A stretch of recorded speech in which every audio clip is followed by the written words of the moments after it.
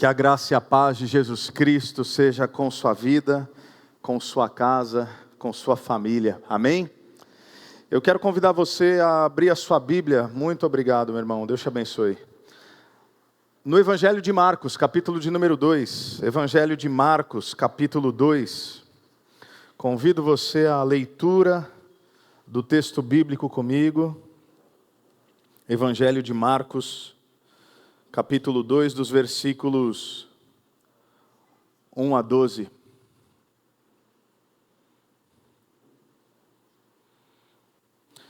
A palavra de Deus diz assim: Poucos dias depois, tendo Jesus entrado novamente em Cafarnaum, o povo ouviu falar que ele estava em casa. Então muita gente se reuniu ali, de forma que não havia lugar nem junto à porta, e ele lhes pregava a palavra. Vieram alguns homens, trazendo-lhe um paralítico, carregado por 4 deles. Não podendo levá-lo até Jesus por causa da multidão, removeram parte da cobertura do lugar onde Jesus estava, e pela abertura no teto baixaram a maca em que estava deitado o paralítico. Vendo a fé que eles tinham, Jesus disse ao paralítico: Filho, os seus pecados estão perdoados. Estavam sentados ali alguns mestres da lei, raciocinando em seu íntimo: por que esse homem fala assim? Está blasfemando. Quem pode perdoar pecados a não ser somente Deus? Jesus percebeu logo em seu espírito que era isso que eles estavam pensando e lhes disse: por que vocês estão remoendo essas coisas em seu coração? O que é mais fácil dizer ao paralítico: os seus pecados estão perdoados? Ou levante-se, pegue sua maca e ande. Mas para que vocês saibam que o Filho do Homem tem na terra autoridade para perdoar pecados, disse ao paralítico: eu digo a você, levante-se, pegue sua maca e vá para casa. Ele se levantou, pegou a maca e saiu à vista de todos, que atônitos glorificaram a Deus, dizendo: nunca vimos nada igual. Vamos orar mais uma vez? Senhor Deus, nós clamamos a Ti por orientação, por discernimento, para que, estando diante da Tua palavra, não nos comportemos como quem analisa qualquer outro livro, mas que o Senhor nos traga profunda reverência, temor e tremor, porque estamos diante da santa e eterna palavra do Deus Todo-Poderoso, que tem o poder de nos transformar, que tem o poder de nos moldar, que tem o poder de direcionar as nossas vidas. Então, Senhor, que pelo Teu Espírito Santo, essa palavra não apenas faça sentido às nossas mentes, não apenas molde os nossos afetos, isto é, nosso coração, mas que a Tua palavra também possa encontrar vida em nós e através de nós, frutificando, como honra e glória ao Teu nome. Abençoa a Tua igreja, estamos aqui, prontos para Te ouvir e prontos, pelo poder do Teu Espírito, para Te obedecer. Assim oramos no nome santo de Jesus. Amém. Amém. O que é o Evangelho? Eu sei, parece uma pergunta absolutamente basilar. Essencialmente é. Mas o que é o Evangelho? Ou melhor, o que pensamos ser o Evangelho? Porque eu creio que essa é uma pergunta que nós precisamos, no tempo em que vivemos, voltar a nos fazermos vez após vez após vez. É claro, alguém diria, Evangelho significa boa notícia. Esse é o sentido original no grego. Evangelion, boa notícia. Mas que boa notícia é essa? Talvez a resposta mais óbvia e o senso comum diria: bom, Diego, é a boa notícia de que Deus enviou seu Filho ao mundo e Ele morreu pelos nossos pecados para que um dia a gente possa ir para o céu, certo? Certo. Mas é uma resposta reduzida.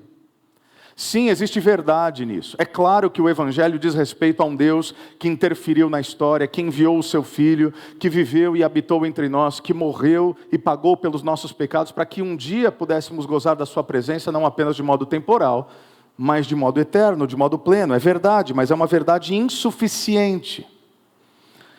Porque o Evangelho diz respeito a muito mais coisa do que meros benefícios individuais que eu vou desfrutar no meu pós-morte.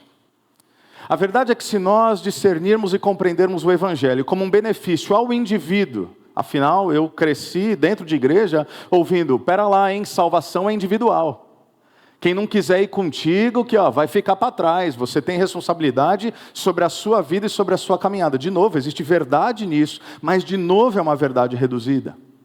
Eu cresci ouvindo que evangelho diz respeito a irmos para o céu, e até essa afirmação na sua plenitude é um tanto equivocada, porque o Apocalipse vai dizer que não somos nós que subiremos ao céu, mas o céu que descerá até nós, a vinda da Nova Jerusalém. Mas enfim, se nós pensarmos no evangelho como benefícios individuais, e uma vida a ser desfrutada, ou melhor dizendo, recompensada, não apenas nesse plano da existência, nesse tempo da nossa vivência, mas naquilo que diz respeito a uma graça eterna apenas depois que morrermos, eu garanto a você, a nossa visão reduzida de evangelho vai afetar a maneira como eu enxergo a Deus, como eu enxergo a mim mesmo, como eu enxergo o próximo e como eu enxergo a fé cristã. E me parece, ao longo dos anos, eu tenho pensado sobre isso, me parece que essa visão cooptada pelo individualismo do nosso tempo, sobretudo nos 3 últimos séculos, essa visão sequestrada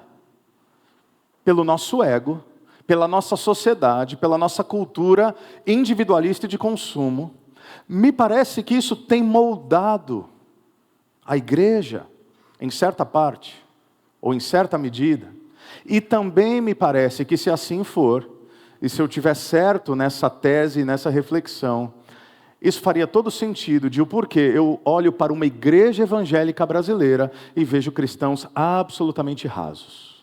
Por quê? Porque estou vendo então gente que quer ser individualmente beneficiada, se comportando de tal maneira, para que depois que morrer, mesmo que tirando nota 6, passou de ano. Isso, meus irmãos, repito, é uma redução do evangelho. E a gente vai falar mais sobre isso. O nosso texto começa dizendo poucos dias depois. Poucos dias depois do quê? Bom, poucos dias depois de tudo aquilo que vimos no capítulo 1. Não estamos numa série em Marcos. Se você não estava aqui no mês de janeiro, você não perdeu o capítulo 1 inteiro. É uma mensagem solta mesmo.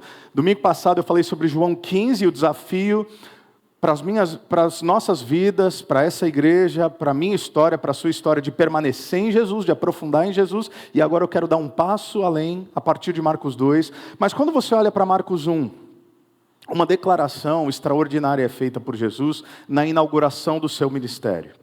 Marcos 1, versículos 14 e 15, o texto diz: depois que João foi preso, Jesus foi para a Galileia, proclamando as boas novas de Deus. O tempo é chegado, dizia ele. O reino de Deus está próximo. Melhor tradução, o reino de Deus chegou. Próximo, por quê? Porque está diante de vocês, essa é a ideia. O reino de Deus está próximo, arrependam-se e creiam nas boas novas. Jesus fala isso, e então o que ele faz? Ele começa a anunciar o evangelho. Ele começa a falar, não apenas falar, mas demonstrar o que são as boas notícias do reino de Deus. Nas palavras do missiólogo Michael Gorin, é como se Jesus, nesses versículos 14 e 15, estivesse dizendo a todo Israel e a todo o mundo, porque essas palavras ecoam até hoje nas nossas vidas, abre aspas, presta atenção, é como se Jesus dissesse: boas novas, o reino de Deus chegou. O poder de Deus do fim dos tempos para salvar, curar e restaurar o mundo inteiro, pessoas de todas as nações e toda a vida humana, do pecado e de todos os seus efeitos maus, está aqui. Deus está restaurando o seu bom governo sobre todo o mundo. E o seu reino está irrompendo em meio à história, nesse exato momento, em mim, Jesus está dizendo, pelo poder do Espírito Santo. Ou seja, o que é o Evangelho? O Evangelho, meus irmãos, é o poder dinâmico de Deus para derrotar o mal e todos os inimigos da sua boa criação.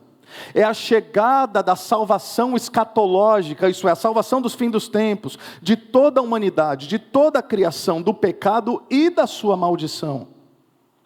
É o anúncio de que Deus está pouco a pouco restaurando o seu governo e o seu reino sobre toda a criação e toda a humanidade. E isso, preste atenção, está presente agora. no meio da história, através de um homem judeu chamado Jesus. Isso seria muito difícil para um judeu do primeiro século compreender. Porque por todo o Antigo Testamento, a nação de Israel aguarda com expectativa fervente e ardente a vinda do Messias. Aquela semente prometida por Deus a Eva, que esmagaria a cabeça da serpente. Os profetas falaram sobre isso.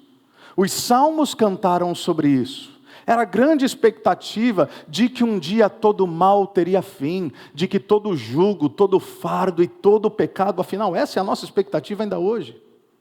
A nossa esperança é que a dor um dia se dissipe. A nossa esperança é que toda injustiça não apenas acabe, mas seja julgada. Se você tem visto os noticiários, seja sobre o Brasil, eu tenho visto noticiários sobre os Estados Unidos, e talvez você tenha visto, por exemplo, sobre esses arquivos de Jeffrey Epstein. É de dar nojo. É de dar nojo.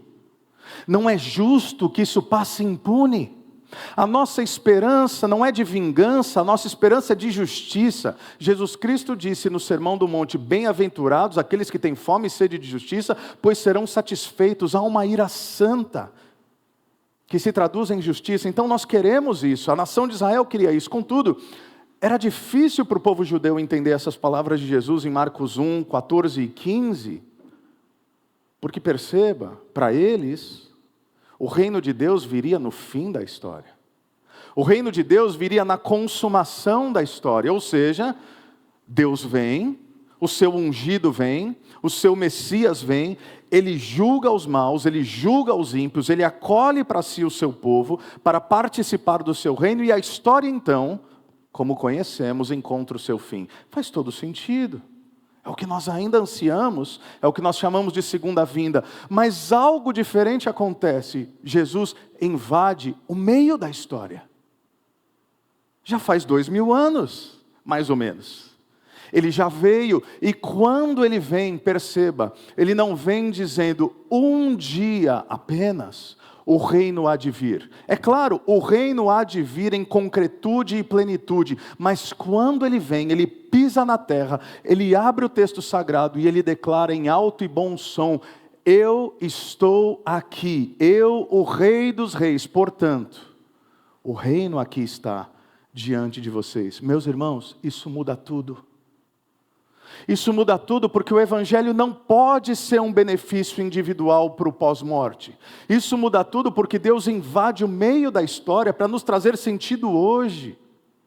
Sim, para nos mostrar que um dia, plenamente todo mal será desfeito. Um dia, plenamente todo pecado será dissipado. Um dia, plenamente toda lágrima será enxugada. Mas hoje nós já podemos desfrutar da bondade de Deus na criação, no meio da história, na minha vida e na sua vida.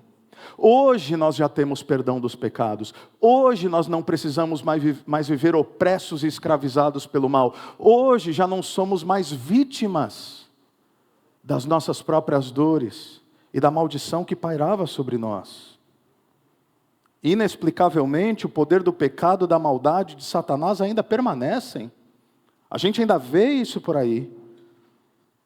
Mas de alguma forma, o poder de Deus para salvar e reinar, curar e restaurar, também se faz presente hoje. E as palavras de Jesus vêm como um anúncio, vêm como um apelo urgente. Que apelo é esse? Creiam que isso é uma boa notícia. Creiam no Evangelho. E crer não é apenas considerar mentalmente. Crer, diferentemente do que muitos cristãos têm pensado hoje em dia, não é apenas uma agenda religiosa. Crer não é apenas confessar com boca. Crer é viver plenamente todos os dias, como se essa fosse a maior verdade de todas, e é. É verdadeiramente crer que Jesus ressuscitou e a vida e o poder do reino já estão sobre nós. Esse poder para salvar pode ser agora conhecido por aqueles que se arrependem. E o que é se arrepender? Abandonar os nossos ídolos. Dar as costas para a nossa antiga vida. E começar a seguir a Jesus em todas as áreas das nossas vidas. Assim como o evangelho não pode ser reduzido, a vida cristã não pode ser fracionada a um dia da semana. Não existe ser ministrado por Deus no domingo e viver para os meus próprios ídolos na segunda. Não existe ser nutrido pela esperança do reino no domingo e viver como um pagão na segunda. Essa é a boa notícia que chega até nós. Esse é o evangelho, um Deus que está restaurando toda a criação da maldição do pecado e nos livrando de todas as nossas vidas marcadas pela idolatria. Essas são boas notícias. Agora que a gente sabe disso, a gente está pronto para entender o que Jesus está fazendo em Marcos 2. Porque quando eu leio Marcos 2, se a nossa visão do evangelho é reducionista, a gente olha para Marcos 2 como um sinal miraculoso apenas. O que Jesus fez em Marcos 2? Curou um paralítico. Que bonito! Jesus curou o paralítico, se eu orar, ele também me cura. Jesus faz algo bom para esse homem, se eu pedir, ele também, quem sabe, faça para mim. Mas se essa é a minha visão do evangelho, eu ficarei frustrado, porque nem sempre aquilo que eu desejo é aquilo que Deus me concede. Vamos entender melhor Marcos 2. O texto diz aqui nos versículos 3 e 4, que vieram alguns homens, trazendo-lhe um paralítico. Trazendo a quem? A Jesus. Carregado por 4 deles. Não podendo levá-lo até Jesus por causa da multidão, e aí o texto se segue. A história começa com um desejo e com uma impossibilidade. Uma realidade equânime, um grande desejo e uma enorme impossibilidade. 4 amigos querem levar um 5º amigo com paralisia até Jesus. Mas a casa está cheia. Não apenas a casa está cheia, eles não conseguem nem chegar perto da casa. Porque tem uma multidão fora da casa, querendo saber o que está acontecendo dentro da casa. E o que está acontecendo dentro da casa? Cura, sinais, maravilhas? Não, palavra de Deus, evangelho. As multidões estavam se acotovelando, essa é a expressão que João vai usar algumas vezes no evangelho, se acotovelando para ouvir Jesus. O que eles fazem? Algo absolutamente inusitado. Siga no texto comigo, versículo 4. Removeram parte da cobertura do lugar onde Jesus estava, os caras arrancaram o teto. Tá? É isso que está acontecendo. E através de uma abertura no teto, baixaram a maca em que estava deitado o paralítico. Meus irmãos, eles tinham uma missão, não apenas um desejo. E nada os impediria de cumprir a sua missão. Guarde isso em mente, a gente vai voltar a isso. Qual era a missão desses homens? Levar um amigo até Jesus. É claro que eles tinham ouvido o que Jesus pregava. É claro que eles haviam ouvido os rumores, ou até tinham sido testemunhas oculares das curas que Jesus realizou, algumas descritas inclusive no capítulo 1 de Marcos. Provavelmente eles pensaram, tudo o que a gente precisa é chegar perto dele. Isso me lembra a mulher do fluxo de sangue, lembra da história? Uma mulher com fluxo contínuo de sangue por 12 anos, e na cabeça dela ela colocou, se eu apenas tocar a borda das vestes dele, quem sabe virtude saia de lá e eu possa ser curada. Isso acontece. Então esses homens estão pensando, se a gente chegar até Jesus, algo vai acontecer. Talvez até meu amigo seja curado. Talvez ele não seja curado, mas a mente dele se expanda. Talvez esse homem, Jesus, tenha algo a dizer que vai trazer esperança para o meu amigo. Tudo o que nós precisamos fazer é chegar até Jesus com o nosso amigo. Imagina a cena. Eles fazem o impensável. Beira o desrespeito. Jesus está numa sala, ensinando. Ele ouve um barulho. Ele olha para cima. Tem palha caindo. Tem barro caindo. Jesus põe a mão na testa e fala, estão me jogando argila? O que está acontecendo? E daqui a pouco desce uma maca, com cordas. E nas pontas de cada buraco tem uns caras descendo uma maca com um homem paralítico deitado. A cena é estranha. A cena não é bonita, a cena é estranha. Mas olha o que o versículo 5 diz. Vendo a fé que eles tinham, Jesus disse ao paralítico, filho, seus pecados estão perdoados. Vendo a fé de quem? Leia o texto. Vendo a fé? Dos amigos? Interessante. Alguns de nós aprendemos que Deus responde à nossa fé, não é verdade? Tem verdade, mas é uma verdade reduzida. É claro que por vezes nós precisamos caminhar com fé, agir com fé. Uma fé operante, uma fé viva, uma fé que tem materialidade. Mas a fé operante aqui não é do sujeito que está prestes a ser curado. E a fé observada não é a fé do paralítico, como se a cura ao paralítico fosse uma recompensa da sua fé. A fé que eles tinham, quem? Os amigos que sabiam que só precisavam levar o paralítico até Jesus. O que eu acho interessante nesse texto é que a fé do paralítico sequer é mencionada. A gente não sabia nem se ele tinha fé.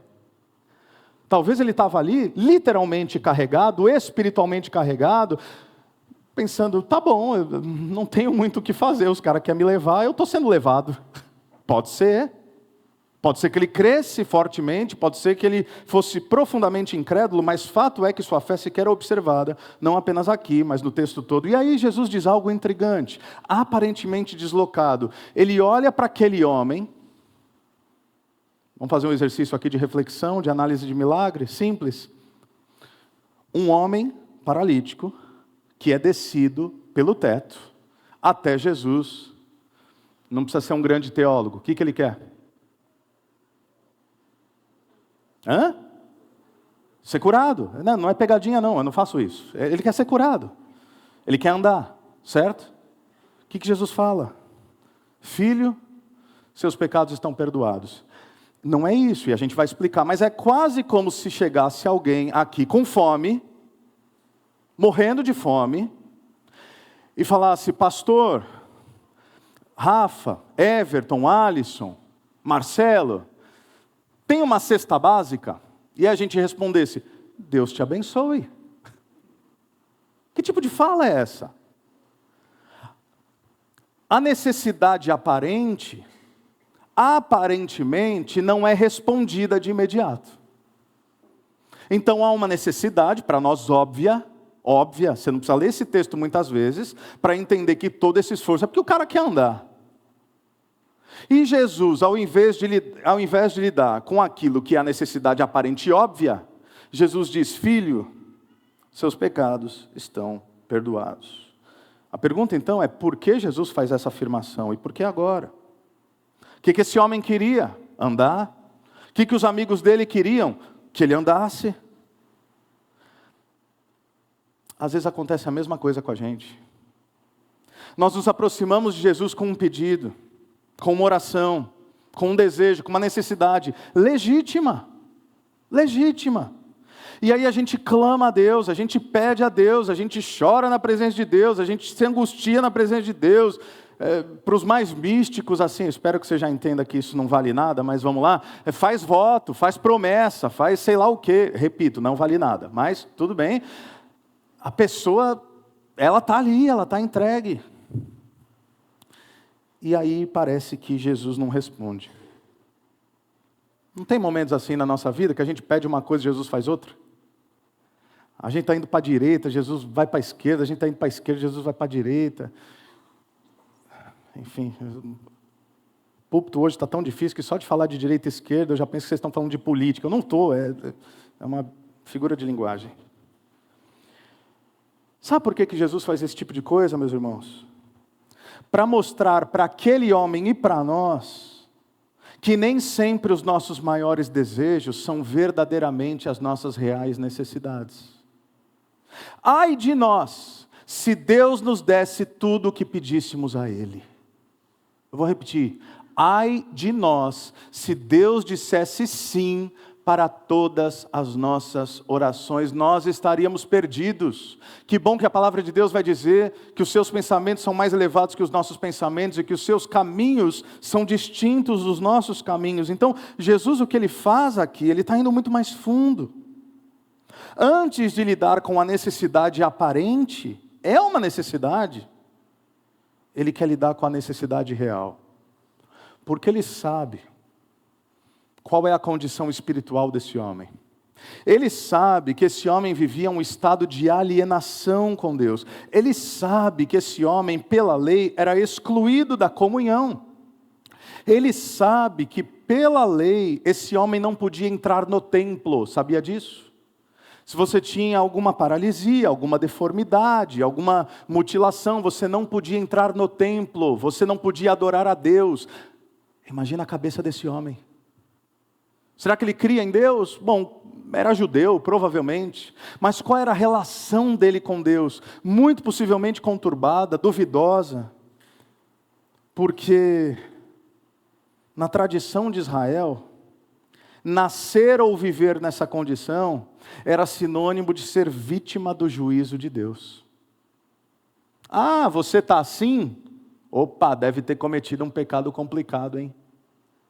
Não bastasse o juízo sobre o próprio coração, a depender da doença ou da realidade, por exemplo, quando a gente vê o cego de nascença em João 9, cego de nascença, se é cego de nascença, não pecou para ser cego, certo? Dentro dessa tradição. Então sabe o que eles diziam? Na verdade, literalmente eles disseram, os próprios discípulos chegaram para Jesus e falaram, mestre, João 9, versículos 1 e 2, mestre, quem pecou? Esse homem ou seus pais para ele nascer cego? Então, na tradição de Israel, essa condição e muitas outras era sinônimo de juízo. Quantas pessoas ainda hoje não são massacradas pela demoníaca, falsa doutrina chamada de maldição hereditária? Quantas pessoas ainda hoje não se perguntam por que Deus não me dá aquilo que eu tanto peço?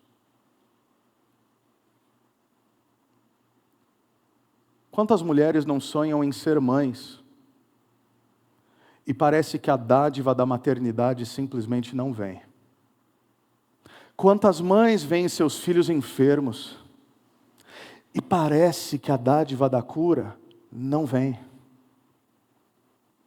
Essa semana eu sepultei um bebê de 11 dias de vida. Me ajuda? O que eu digo para uma mãe dessa? Ah, Deus sabe? O que eu digo? Não há resposta humana que tire a dor de uma mãe como essa. Não tem plausibilidade, não há nada racional no qual eu consiga me apegar para explicar o que aconteceu, porque tem coisas que não se explicam na vida. E olhar para o Evangelho de uma maneira reduzida é olhar para um Deus punitivo. É olhar para um Deus que condena pessoas enquanto favorece outras. É olhar para famílias com mesas fartas enquanto outras famílias estão em privação. Enxergar a vida desse jeito não é o jeito que Deus nos ensina a enxergar. Em outras palavras, o que esses discípulos querem saber, o que Israel quer saber, é Deus está punindo quem e por quê? Porque é essa lógica que a gente opera. Se eu sou bom moço, Deus me dá tudo que eu mereço. E se eu piso na bola, aí Deus arregaça com a minha vida. Mas não é sempre assim, né? Já leu Jó? Homem fiel, temente a Deus, reto, íntegro. Já leu o que acontece com Jó? Ah, mas Jó, pastor, tem tudo restaurado. Depois, não, queria eu passar pelo que Jó passou, ganhar o dobro. Jó perdeu 10 filhos, meu camarada. Você pode ter mais 20, os 10 não voltam. Quem é pai e mãe sabe. Vidas são insubstituíveis. A pergunta para esse homem que pairava na sua mente e coração é: por que Deus está me punindo desse jeito? Ou seja, não bastasse o sujeito sofrer com uma condição física, a religião institucionalizada lançava sobre ele o estigma de que Deus o havia abandonado. E repito, não se engane, tem gente que pensa assim ainda hoje. Ao entender isso, a gente começa a entender por que Jesus não lidou imediatamente, e que me perdoem aqui meu Deus, a expressão que eu vou usar, como quem não deseja diminuir qualquer condição humana. Mas agora você começa a entender o porquê Jesus não resolve algo tão pequeno como uma realidade física. E começa a lidar com algo gigantesco, como a eternidade com Ele. Percebe a diferença? Voltando aqui para Marcos 2, Jesus quer tratar algo muito mais profundo que a incapacidade de caminhar fisicamente. Jesus quer conceder a esse homem, como Ele quer conceder a nós, como Ele fez isso um dia, a capacidade de uma caminhada espiritual. Ao dizer os seus pecados estão perdoados, é como se Ele amorosamente estivesse dizendo, e eu amo o fato de que antes de dizer seus pecados estão perdoados, Ele disse, filho, Deus não está contra você. Filho, Deus não está te punindo. Eu queria que você parasse um momento, nesse momento. E talvez sua vida está boa nesse momento, mas talvez numa audiência como essa, certamente algumas pessoas têm sofrido a pressão de orações não respondidas, a pressão de desejos não satisfeitos. Eu quero que você possa permitir a voz do teu Pai amado ecoar no seu coração nesse fim de tarde, e que você ouça essa doce voz dizendo, meu filho, minha filha, eu não te abandonei. Meu filho, minha filha, eu não sou contra você. Meu filho, minha filha, eu não estou lhe punindo. Meu filho e minha filha, eu não me esqueci de você. Não é, meus irmãos, porque não é que você sofre que Deus não está presente. Pelo contrário. Deus quer se fazer presente e se faz presente na sua vida, mesmo em meio ao sofrimento. O texto segue. Versículos 6 a 7, é dito que os mestres da lei estavam ali sentados. Opa! Que papo é esse? Perdoar pecados? Só Deus pode perdoar pecados? Eles estão pensando no íntimo, eles não falaram. Aí eu acho maravilhoso, né? Deve ser muito legal ler a mente das pessoas, né? Jesus conseguia. Que bom que a gente não consegue, né? Não ia prestar. Versículos 8 e 9, Jesus percebeu logo em seu espírito, veja, não há verbalização. Ele percebe, ele discerne o que eles estavam pensando, maravilhoso isso. E lhes disse, por que vocês estão remoendo essas coisas? Já pensou, você está pensando mal de Jesus, aí Jesus olha e fala, está pensando mal de mim por quê? Deve ser meio constrangedor, né? Por que vocês estão remoendo no íntimo de vocês essas coisas? O que é mais fácil dizer, preste atenção na expressão que Jesus usa, o que é mais fácil dizer ao paralítico, os seus pecados estão perdoados ou levante-se e pegue sua maca e ande? Bom, falar, até papagaio fala, né? Então dizer, é mais fácil dizer, Deus te abençoe, para o cara que quer cesta básica.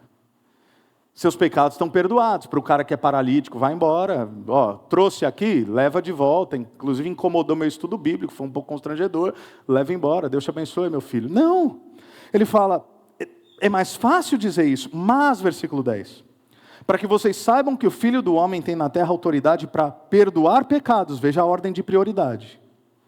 Então ele diz ao paralítico, eu lhe digo, levante-se, pegue sua maca e vá para casa. Ele se levantou, pegou a maca, saiu à vista de todos. Estes ficaram atônitos e glorificaram a Deus, dizendo, nunca vimos nada igual. O que ele está dizendo é, para que vocês saibam quem eu sou. Para que todos saibam quais são as verdadeiras boas notícias.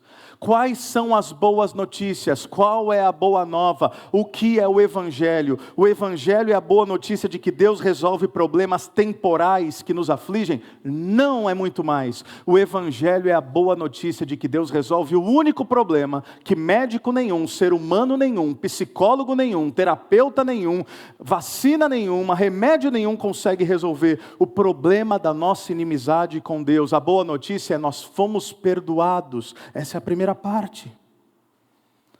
Mas Jesus está ensinando várias coisas aqui. Primeiro, e isso pode nos gerar um certo incômodo inicial, Ele está nos ensinando que Ele não está tão interessado no seu bem-estar e no meu bem-estar físico, momentâneo, quanto Ele está interessado em nosso bem-estar espiritual eterno. Prioridade. Ele também está nos ensinando que Ele pode e que Ele faz milagres em nossas vidas, mas essa não é a razão pela qual Ele veio.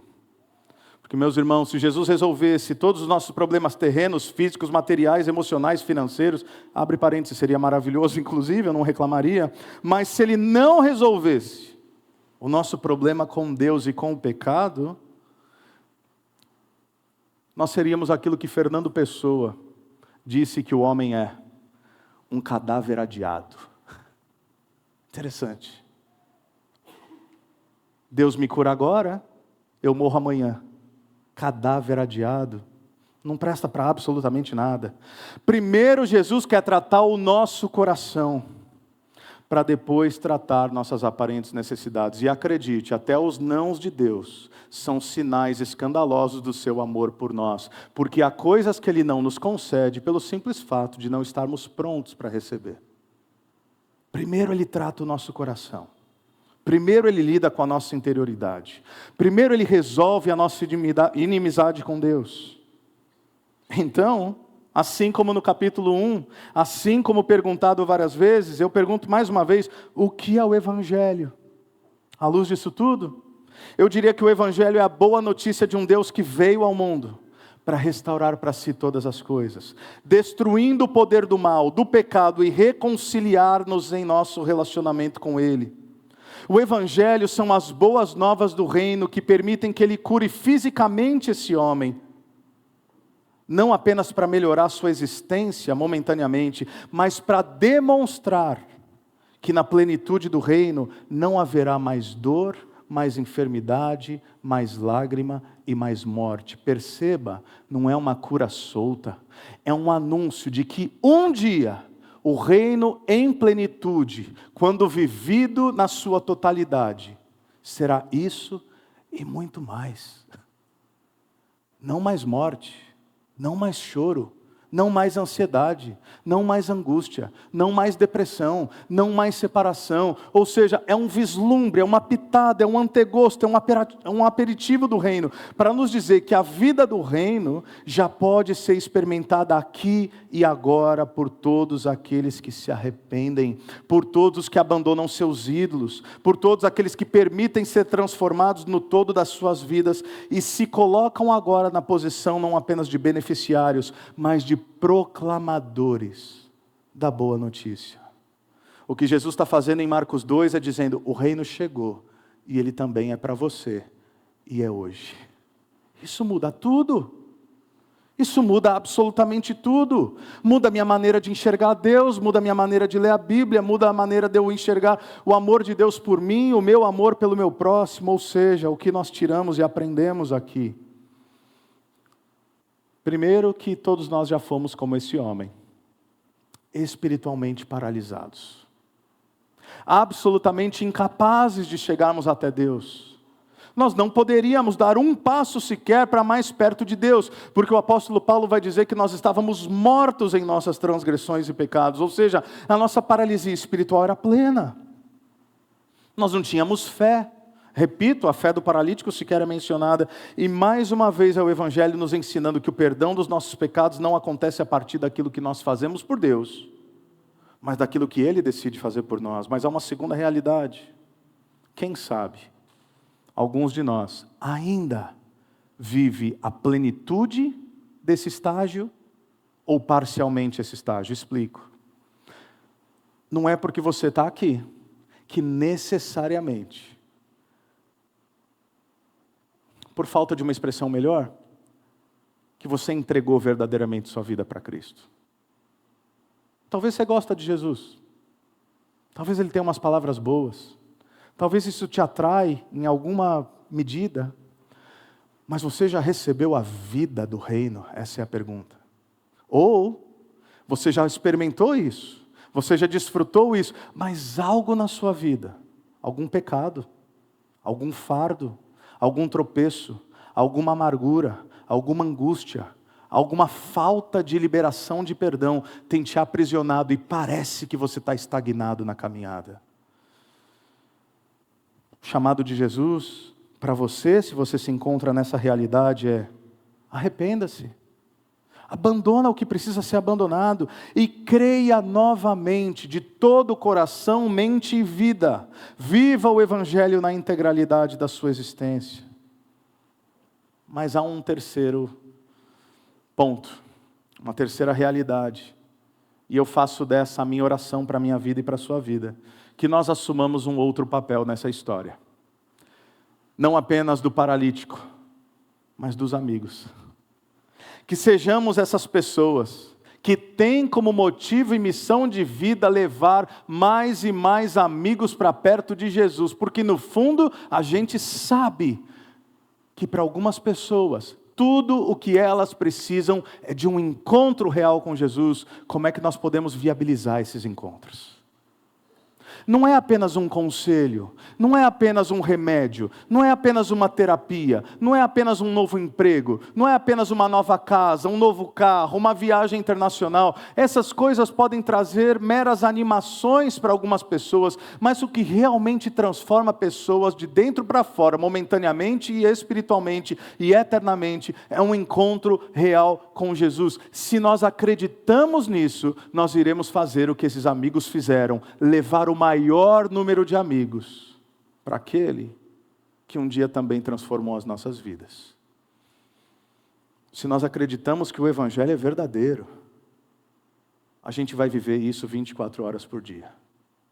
Se nós acreditamos que o Evangelho é o poder de Deus para curar, salvar, restaurar, transformar, moldar, perdoar pecados, nós vamos nos dedicar a essa tarefa. Que tenhamos uma fé tão operante ao ponto de ser necessário carregar pessoas para que elas tenham esse encontro com Jesus, mas não para que as expectativas delas sejam supridas, não como quem apresenta o Evangelho como um bom negócio, benefícios individuais para uma recompensa pós-morte, mas que apresentemos o Evangelho para que essas pessoas saibam que não estarão imunes de dor, de sofrimento, de angústia e de aflições nesse mundo, mas que acima de tudo, Cristo venceu o mundo, venceu a morte, venceu o mal, venceu o pecado, reina e há de reinar plenamente. E um dia, todos nós estaremos com Ele, sem choro, sem angústia, sem aflição, sem enfermidade, sem dor, sem morte, porque o autor da vida estará diante de nós face a face. Amém? Feche seus olhos, abaixe sua cabeça, vamos orar. Senhor Deus, nos ajuda a realmente crer no Evangelho. Nos ajuda não apenas a afirmarmos que cremos no Evangelho, mas nos ajuda a vivermos o Evangelho. Um dia, o Senhor veio até nós. Nos ajude também a levar pessoas a um encontro contigo. Eu sei, vários de nós podem pensar, o que eu faço, por onde eu começo? O que eu falo? É mais simples do que parece. Quando a gente vive uma vida do reino de Deus, esse testemunho fala por si só. Nos ajude a viver uma vida de testemunho, uma vida de santidade, uma vida de retidão, uma vida que intrigue as pessoas a tal ponto que elas olhem para nós e perguntem, o que é que você tem de diferente? Eu quero saber. Por que você é assim? Por que seu casamento é assim? Por que sua família é assim? Por que você tem esse olhar para a vida? E a gente vai poder apresentar aos nossos amigos o nosso grande e verdadeiro amigo, Jesus Cristo. Nós te louvamos, agradecemos e oramos no nome santo de Jesus. Amém. Amém. Que Deus te abençoe.